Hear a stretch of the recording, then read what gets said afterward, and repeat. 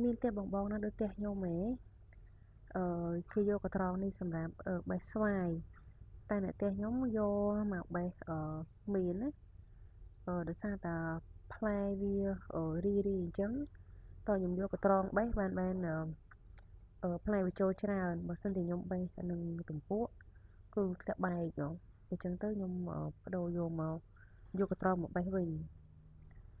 ហើយនិយាយទៅវាបានចូលច្រើនហើយទីទៀតខ្ញុំឲ្យបងមើលផ្លែថាបានច្រើនប៉ុណ្ណានេះប្រហែលកត្រងមុនណាហើយបងអាចមើលបានណាចំណែកផ្លែគេវិញធំល្អណាបងអាចមើលបានមើលនឹងដៃខ្ញុំរៀងធំជាងគេណាហើយចំណែករសជាតិវាវិញរសជាតិវាផ្អែមឡំឡំឯងហើយញ៉ាំទៅជក់មាត់ណា